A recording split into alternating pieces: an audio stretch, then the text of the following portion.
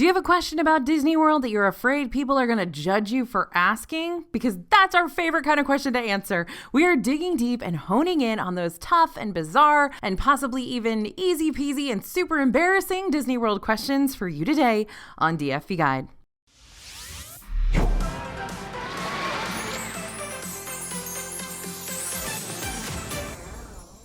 Hey everybody, it's AJ for Disney Food Blog. So I've gathered you all here today to talk about a few Disney World topics that some people fear might be taboo, but we don't. We're going to get into the nitty-gritty of Disney trip planning today, which means asking the hard questions, maybe even the easy ones too. I know you're ready for me to spill the tea, but before I do, you can scan the QR code you see on the screen right now to download our free Disney World planning worksheets. They are super valuable. If you haven't done this yet, just grab them. They're free. That way you can easily keep track of your personal Disney World itinerary before and during your best trip ever. All right, are you ready for those questions that a lot of people don't want to ask because they're afraid they're going to get judged? Great. What are the best places to avoid kids? Okay, if you're planning an adults-only trip, maybe with your friends or your fiance or your family, then you may want to keep your Disney World trip as kid-free as possible. Now, hate to break it to you, but as soon as you cross the threshold into Disney property, it's kid central. So if being surrounded by children of all ages is not your idea of a fun adults getaway, then Disney might not be for you. That being said, there are a handful of places on Disney property that do have age limits. And it is very possible to have a great trip at Disney World if you just ignore the kids, right? Okay, so here's the places that are going to have age limits. If you want to go out and dance the night away, the Atlantic Dance Hall at Disney's Boardwalk Inn is strictly for those 21 and older. And while Trader Sam's Grotto is family friendly during the afternoon and on until the evening, it becomes an adults only bar after 8 p.m. each night. Also, there's Jelly Rolls, which is over there at the Boardwalk Inn as well, right across the way from the Atlantic Dance Hall. And that's always going to be 21 and over. Now, for the really fancy dining experiences on property where dress codes are required, like Victoria and Albert's at Disney's Grand Floridian Resort and Spa, and newly age limit added Monsieur Paul and Epcot, you must be 10 years or older to dine here. So while older children are technically allowed in, you're really mostly only going to see date night adults here. Most all lounges around property will allow kiddos to come in and munch on some apps and drink some mocktails alongside their parents, but many lounges still appeal to more of an adult crowd, like the Enchanted Rose at Grand Floridian, Territory Lounge at Wilderness Lodge, Hollywood Brown Derby Lounge at Disney's Hollywood Studios, plus several others out there left for you to discover. A similar thing can be said for many of the Disney Springs lounges and bars like Wine Bar George, Morimoto Asia's VIP Lounge, and even the Top Deck Lounge of Paddlefish. While kids are welcome at these locations, there's definitely more of a date night or adults-only crowd happening since they're more focused on drinks and apps rather than fun characters in your face at all times. You can also ask to sit at the bars of select lounges and restaurants where there's open availability for a less kid-centric space since only those 21 and older are allowed to sit at the bars. When it comes to resorts, once again, families are allowed to roam any of them as they please, but more chill resorts like Disney's Old Key West, Saratoga Springs, even Grand Destino Tower at Coronado Springs tend to appeal to more of an adult crowd since the decor and amenities are more grown-up oriented. As far as the parks go, well, kids are going to be everywhere, especially in the Magic Kingdom, but let me quickly break down some locations you may still want to hit up on adults-only getaway. In Hollywood Studios, making advanced dining reservations for Hollywood Brown Derby is going to give you a nice signature date in the middle of your busy park day. There are also a couple of lounge areas here like Baseline Tap House and Tune In Lounge that can get crowded in the middle of the day but tend to be a nice little grown-up hangout after the sun sets. In Magic Kingdom, it really is tricky to escape from the plethora of kids in the park. They be everywhere, even at the fancy restaurants since they're designed to look like the princess's castles and no kid wants to miss that, right?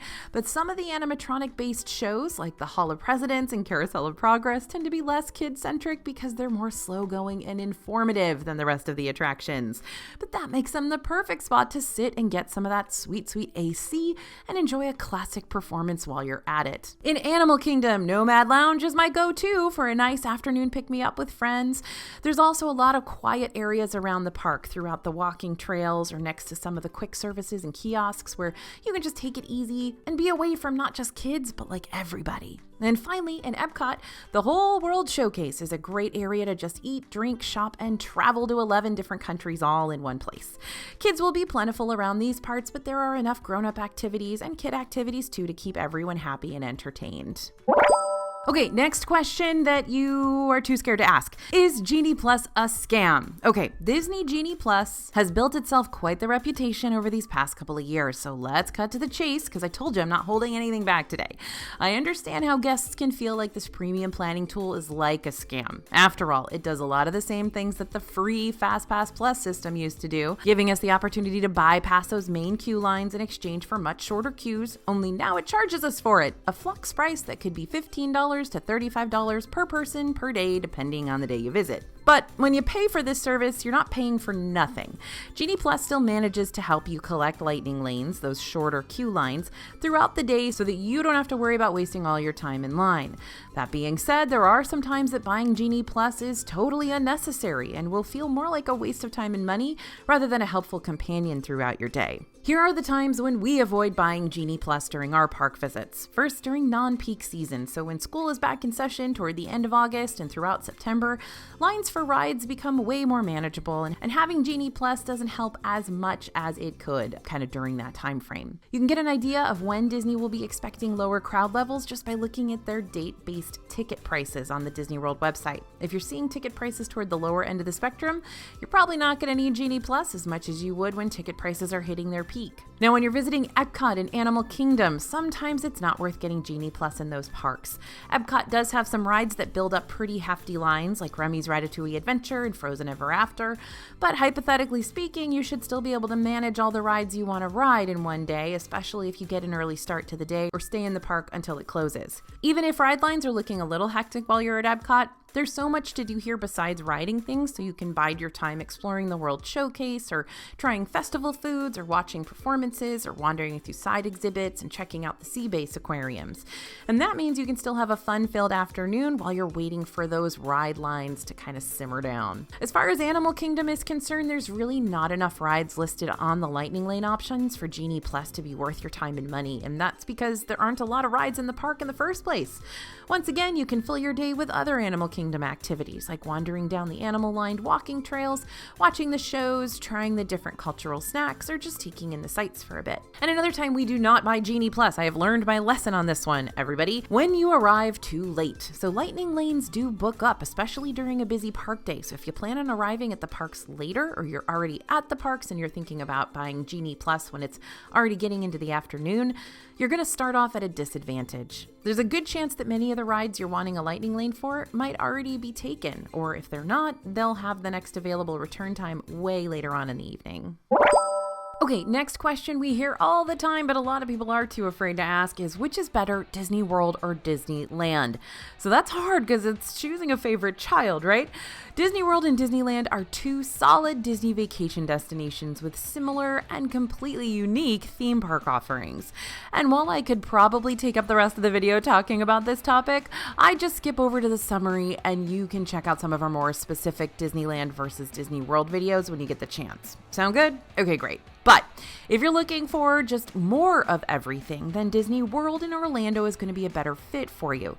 Disney World is huge. It's the size of San Francisco. It has dozens of hotels, 4 different parks, 2 water parks, a huge shopping district with 100+ storefronts and restaurants, and it's just a better fit for families who want a week-long getaway to explore as much of it as possible. That being said, what Disneyland and Anaheim lacks in size, it makes up for in quality. The fact that you can literally walk between both Disneyland parks, its 3 hotels, and its shopping district makes the experience extremely convenient. It may be a better fit if you've only got 3 to 4 days of vacation to spend, or if you have little kids who can't really handle doing a ton of stuff in all the parks, and it's probably not worth paying to go somewhere as huge as Disney World. Not to mention, Disneyland is the OG park, like Walt Disney himself walked in those streets and through those lands. So if you're big into the nostalgia factor, Disneyland might win your heart over by a landslide.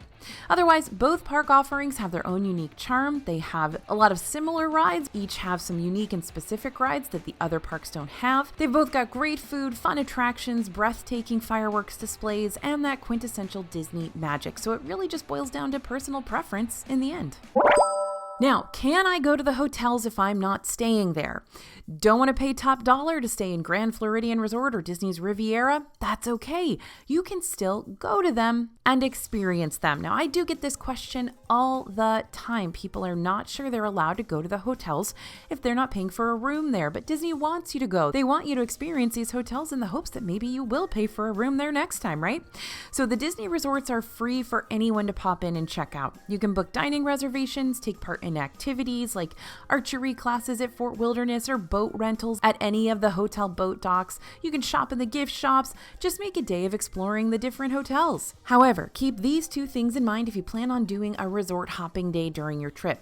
First, there are some resort amenities aside from the rooms that are for resort guests only, like the pools and the gyms. So don't be packing your swim trunks and sweatbands thinking you're going to squeeze in a workout or an afternoon swim. And two, resort parking is also strictly for guests unless you have an advanced dining reservation made for one of the hotel's sit-down restaurants. Hopping between resorts is much easier if you stick with the Skyliner resorts and or the monorail resorts, since you can just jump on either of those modes of transportation and quickly get from one to the next. However, if you want to get to the other resorts around property, you're going to have to hitch a ride on either a theme park bus or one of the Disney Springs buses, since the Disney resorts don't have buses that travel between one another. Okay, if I leave the park for lunch, can I get back in? When you scan your park ticket to enter through the front gates, you're not a prisoner there. So if you need to leave the park for whatever reason, even if it's to eat somewhere that's not in the park itself, you can always head out for a bit and return anytime you want. But what restaurants can you eat at nearby if you're not dining inside the parks? Well, for Epcot and Hollywood Studios, all the Skyliner resorts are free game and will only take you minutes to travel to. Some of our favorite places to dine that are nearby the Skyliner stations are Topolino's Terrace in the Riviera, Beaches and Cream at Disney's Beach Club Resort, and Yachtsman Steakhouse at Disney's Yacht Club. Now, for Magic Kingdom, you just gotta jump on the monorail and you'll have direct access to 3 deluxe resorts, each with their own standout dining options. Ohana at Disney's Polynesian Village Resort, Grand Floridian has that Grand Floridian Cafe that we love. I also love the mac and cheese at Gasparilla Island Grill. And Steakhouse 71 in Disney's Contemporary Resort is a super underrated restaurant that is truly delicious. And for Animal Kingdom, you're only a quick bus ride away from one of the Disney resorts with the best food, Disney's Animal Kingdom Lodge. Here you can dine at places with African-inspired entrees. Head over to the Mara for quick service. You can grab the Boma Buffet for breakfast or dinner, and Sanaa Table Service, which has a lovely view of the resort's personal savannah. And all of those animals, just make sure you book your reservation for lunch instead of dinner, because it can be dark at dinner time and you may not see anybody. And of course, there's the amazing Jiko. But since we didn't tell you all of the restaurants at the other resorts, I kind of feel weird about telling you all the restaurants at Animal Kingdom Lodge, but it's a really good kind of date night restaurant at Jiko. Next question, is the Disney dining plan gonna be worth it? Okay, one of the most controversial topics of them all, that infamous Disney dining plan. So this is an optional add-on to a Disney World vacation package. It also includes your Disney World hotel room and theme park tickets. But what does the DDP accomplish? Essentially, it prepays for all your meals before your trip, meaning all you have to do when you get to Disney World is head to a restaurant that accepts the Disney dining plan and go for it. Sounds nice, right? And here's a little history. The Disney dining plan went away after the COVID closures, but it's going to be returning on January 9th, 2024, meaning you can add the Disney dining plan to your future vacation right now if you're currently planning a 2024 getaway.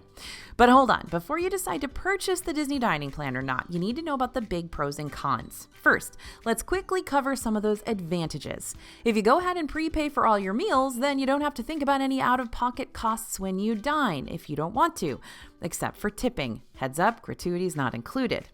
The Disney dining plan also provides you with a ton of dining variety. No matter if you choose the standard Disney dining plan, which includes 1 table service meal and 1 quick service meal per day, or the quick service plan, which has 2 fast food meals per day, you can dine at a huge selection of restaurants all over the Disney World theme parks, hotels, Disney Springs, and beyond.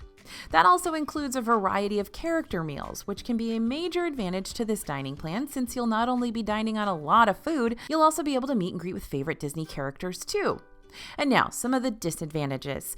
The Disney dining plan will have you eating all the time. I know it doesn't sound like a disadvantage, but believe me, it's a lot of food. If you choose a standard dining plan, then you're going to have to schedule a sit-down meal every day of your trip to really get your money's worth out of it. And that means taking a good chunk of time out of each park day just to eat. That might not be a con for some, but for those who want to prioritize other attractions around the parks, having to stop what you're doing and make stomach room for another big meal might become more of a headache than a benefit. Not to mention, along with your meal credits, you're going to have snack credits too. So even if you're feeling stuffed from a big table service meal, you're still going to have to find out how you want to use your snack credits that you get every single day before the end of your trip, just so you don't waste them. Now remember, Disney is not going to create a dining plan where they don't make money, right? So they have a ton of data about how much people actually eat in the parks. So they're pricing that dining plan at the very top end of what people usually eat. So that means you've got to work really, really hard to get your money's worth from this dining plan. Most people will go to Disney World, get the Disney dining plan, and not eat all of that food, which means they would have saved money if they had paid out of pocket. So that's kind of the difficulty with this one. You're prepaying, so you don't have to worry about it, but then you might stress that you're not getting your money's worth if you're not eating lobster and steak every single night and researching the most expensive snacks and things like that. So only you know where your anxieties are gonna lie. So that's why it's a difficult one to choose. But for lots of folks, that prepaid aspect is enough of a bonus to purchase it. That being said, if you don't know the ins and outs of maximizing the dining plan, you might end up paying more for what you eat and drink just by using the plan than you might have paid if you were just relying on out-of-pocket purchases. But we have a solution for you. We got a brand new DFB guide coming out called Maximizing the Disney Dining Plan, which we created just so you can make the DDP both convenience and savings-based. You can pre-order this guide at dfbstore.com today. Just make sure to type in code YouTube to take advantage of some extra savings. Okay, so will my big kid feel like they're too old for all this? So parents, I know you don't want to ask this question because it means your baby isn't such a baby anymore, but asking whether or not your kid is actually going to enjoy that Disney World vacation you're dreaming up for them has got to be the first question you ask before anything else. Otherwise, your planning efforts and all the money you invest in this once-in-a-lifetime trip will be in vain. So here's the good news. There's a ton of things to do around each of the parks that are good for all types of age ranges. While your toddler might want to stick around the Storybook Circus area in Magic Kingdom all day long, big kids can hit up multiple coasters in Magic Kingdom, including that brand new launch coaster, Tron Light Cycle Run. Journey into Imagination at Epcot may feel too young for your tweens, but they'll more than likely love the high speeds on Test Track or the backwards launch on Guardians of the Galaxy Cosmic Rewind. One of the better parks for teens tends to be Hollywood Studios. It's got those high-speed thrills and complete Star Wars immersive experience over in Galaxy's Edge. And while younger members of your group might kill time climbing around the Boneyard in Animal Kingdom, the older members can break away and go catch that dino over at Dinosaur. Regardless of all the different activities and rides and shows and restaurants, that doesn't mean your big kid is going to be on the same page as you, though. Instead of just flat out surprising kids with a Disney trip, talk it over with them first. And when you do start booking reservations for that future vacation, make sure your kids are included in the planning process. Trust me, they'll tell you what they want to do and don't want to prioritize, and that will make tensions go way down when you're actually in the parks and agreeing on the things you want to do and not do next. So can I bring my own food? All right, I know we're called Disney Food Blog and all, but I promise we can still be friends even if you don't want to eat at the park restaurants your entire trip. It gets really expensive. Even I pack snacks and sandwiches that I get from the grocery store ahead of my trip if I have a big dinner reservation booked for that night and I don't want to spend even more money to buy lunch somewhere else. And you know what? Disney's totally cool with that. If you decide to pack your own snacks and lunches to save money and time inside the parks, just make sure those foods aren't kept in glass containers, aren't alcoholic, do not require heating, don't need to be kept refrigerated, and are free of pungent odors. Other than that, you're free to bring in whatever you want to munch on. We tend to pack munchies full of protein to keep our energy levels high, which means items like mixed nuts and protein bars and beef jerky and stuff like that. Ooh, this is a good one. Are magic bands a waste of money? The truth's about to be set free. Are those magic bands really worth the price tag, or should you skip them altogether?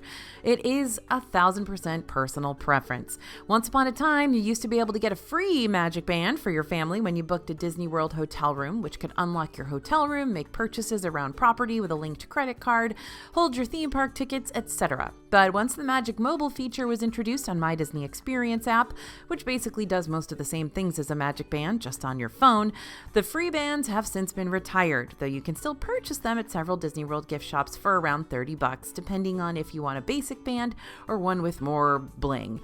So if you want to save potentially $30 per person in your family, you can stick with the Magic Mobile via the My Disney Experience app. You really don't need a magic band if you don't want one, and you never did.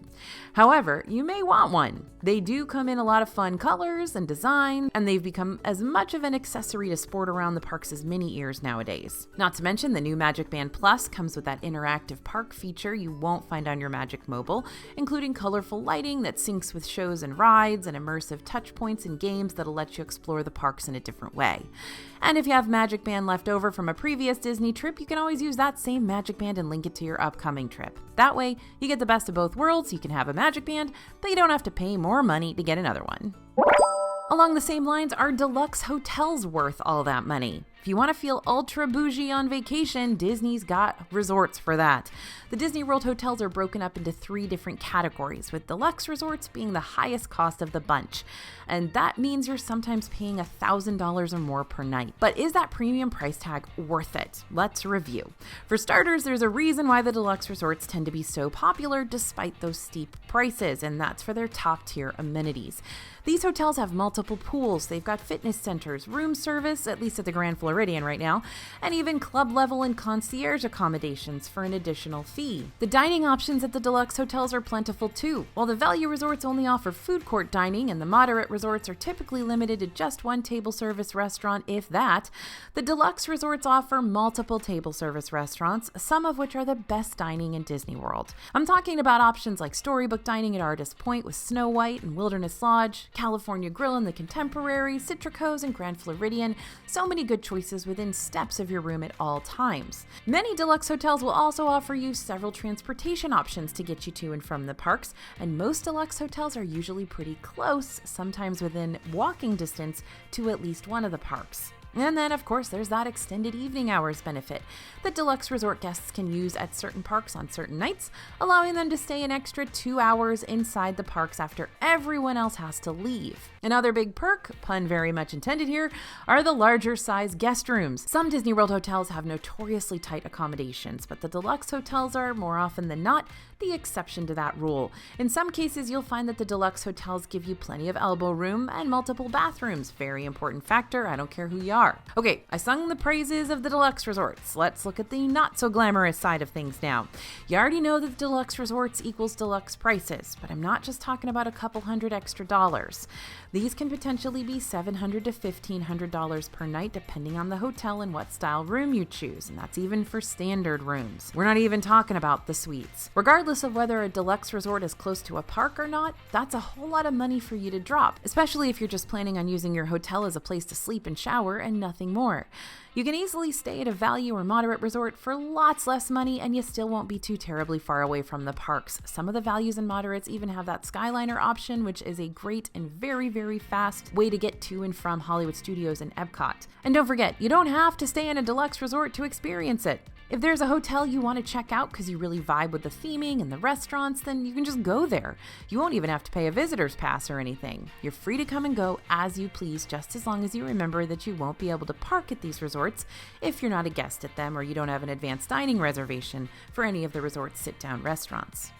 I could go on, but I think I'll wrap up for now by saying it's important to do your research. Not all Disney World hotels are created equal, not even the deluxe ones. So make sure to figure out which of the resort perks are an absolute necessity for you and which ones you can live without for the sake of saving hundreds of dollars on your nightly stay. If you're looking for one place that'll review all those Disney World hotels without you having to do a whole lot of extra research yourself, then guess what? We've got a video for that.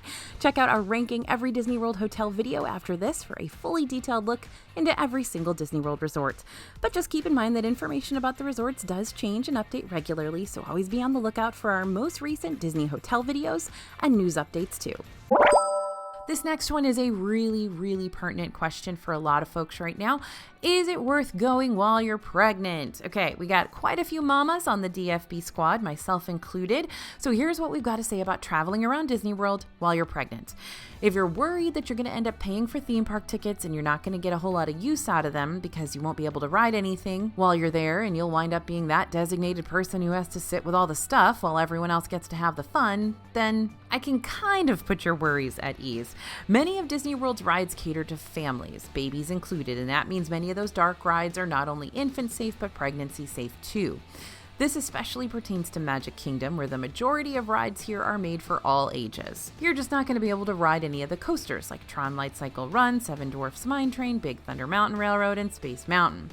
And remember earlier when we were talking about Genie Plus, how I mentioned that Animal Kingdom and Epcot have more going for them than just their rides alone? While some of the rides in these parks are also pregnancy safe, like Navi River Journey in Animal Kingdom and the Seas with Nemo and Friends in Epcot, you can still fill your days here experiencing other parts of the park without ever stepping foot on a single ride. And yeah, it'll still be a day well spent.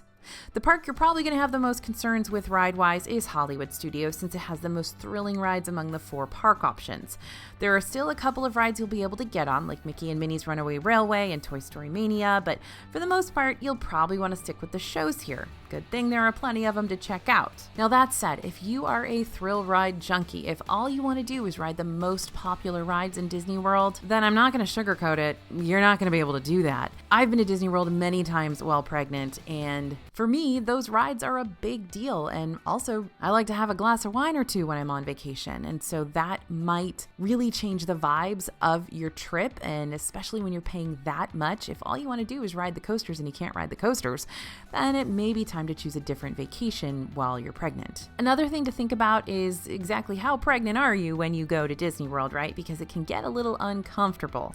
These parks are hot and exhausting even when you are not pregnant. So that hotness and tiredness and achiness is going to be amplified for you potentially. With this in mind, try breaking up your park days into bite-sized bits and get out of the sun and into the shade as often as you can. It may benefit you to hit up the parks in the morning and head out with the heat of the day. Then you can come back when the sun's starting to set and see everything else you want to see that day. Now, you're going to be able to do a lot in Disney World when you're pregnant, but you're going to want to set some reasonable expectations and not overexert yourself just to keep up with the rest of your group. So again, like a lot of the other questions here, this is going to be personal preference, but a lot of it will depend on what makes a fun Disney World vacation for you. If it is Tower of Terror and Guardians of the Galaxy and drinking around the world, then probably skip it this year. I hate to say it, but like I said, I've been to Disney World a lot when I was pregnant, and yeah. All right, I love this question. Should I plan a solo trip? Is it okay for me to admit that some of my favorite Disney trips are the ones where it's just me? Don't tell anybody. That'll be our little secret, but I actually love going all by myself. In all seriousness, solo Disney World trips are a ton of fun. You get to do the parks how you want, when you want, at the pace you want, and nobody's going to object to any of it. Not to mention, they're also cheaper. And whenever a single rider option is available, like at Expedition Everest or Millennium Falcon Smuggler's Run, then you can jump in those lines and avoid the main queues altogether for a potentially shorter wait without having to pay for lightning lanes to make it happen.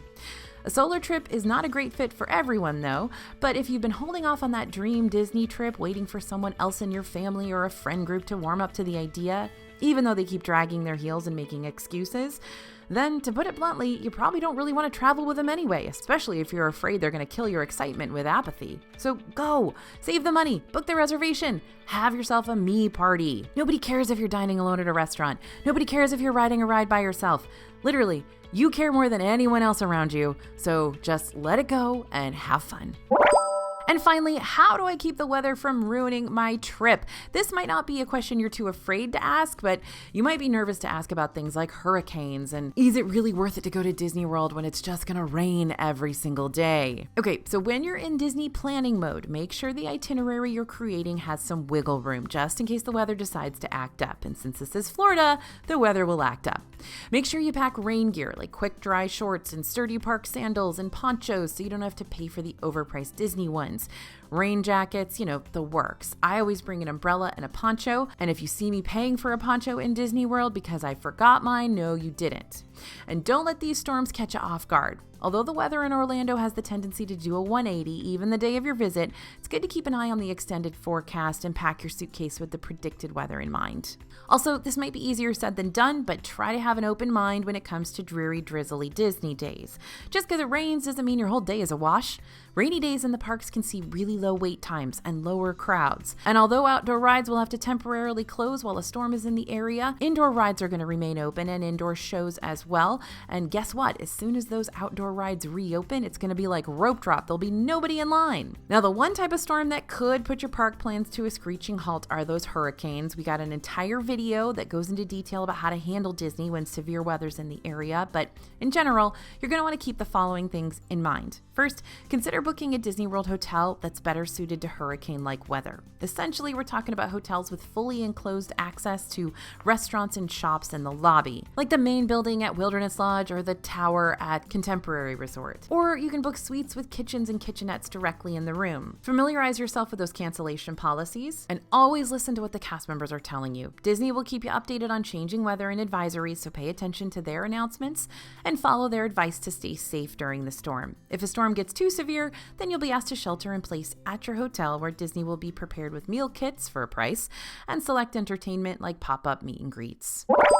There, now that wasn't so bad. If you got even more questions for us, we are here. Feel free to ask away. And don't forget to download those free Disney World planning worksheets we made for you. Here's that QR code for you one more time, just so you don't have to scroll back all the way to the beginning of the video. Thanks for listening, everyone, and thanks for watching. As always, this is AJ for Disney Food Blog, and we'll see you real soon.